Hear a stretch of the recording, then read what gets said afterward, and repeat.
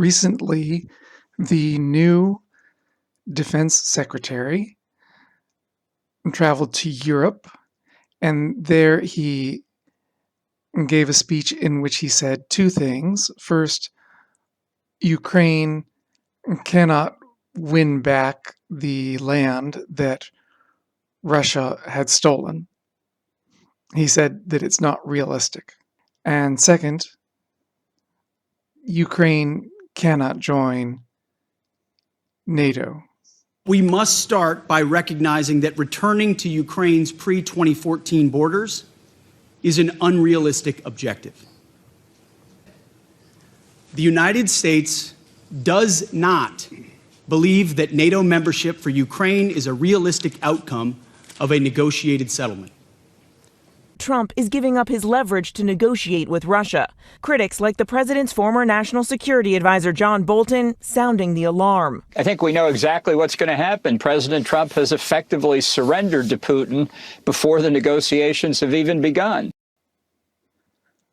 Understand, these 2 points are Russian talking points.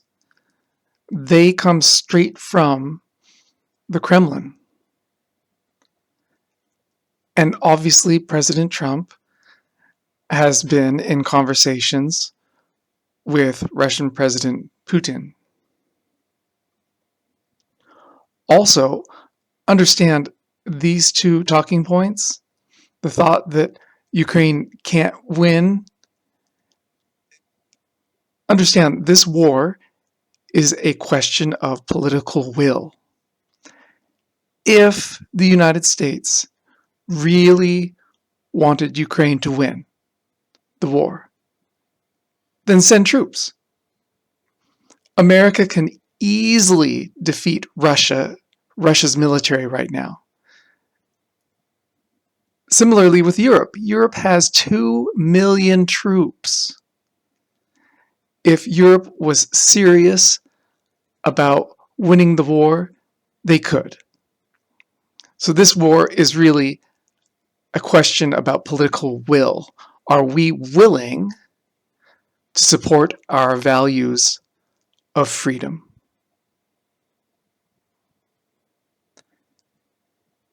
Now, President Trump is openly blaming Ukraine.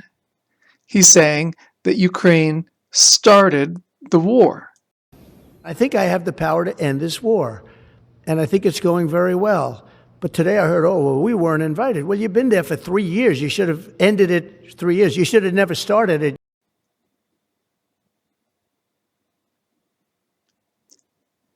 You know the phrase, a Manchurian candidate, meaning a person who secretly is supporting an enemy of the United States? Well, honestly, we need to accept that we have not just a Manchurian candidate, but we have a Manchurian president.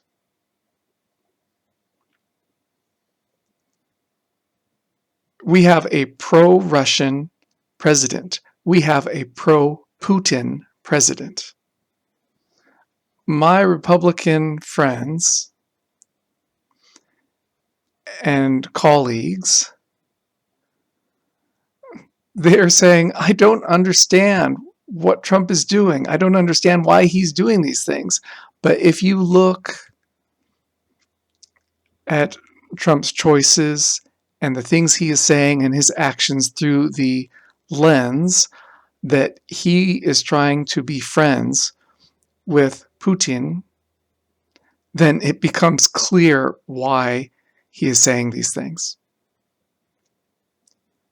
But regardless of the Trump administration's betrayal of the free world, I and my friends, we will continue in our support for Ukraine. Recently, a donor here donated medical equipment, including AEDs. Thank you for your donation. Those equipment have already been sent to the front lines and have already seen use. So thank you very much.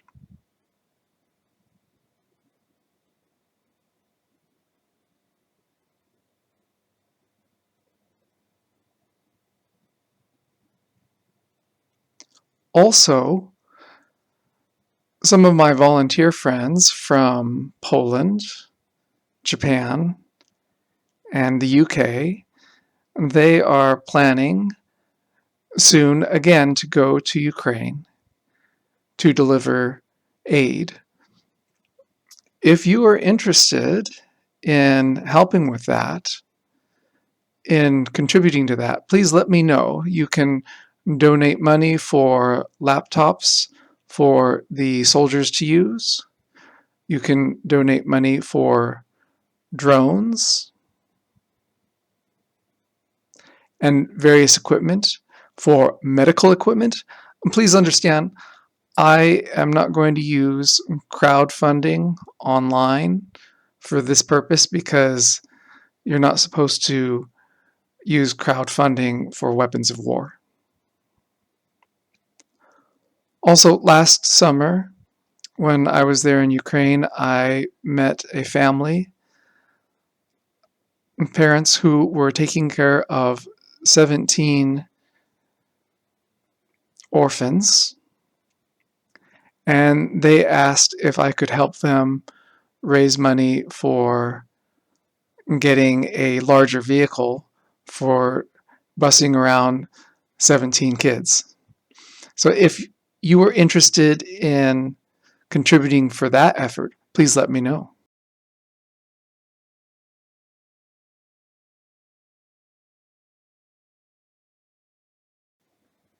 Lastly, I work with various different nonprofit organizations.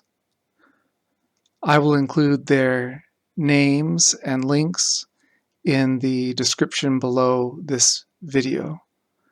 Thank you for standing for freedom. Thank you for standing with Ukraine.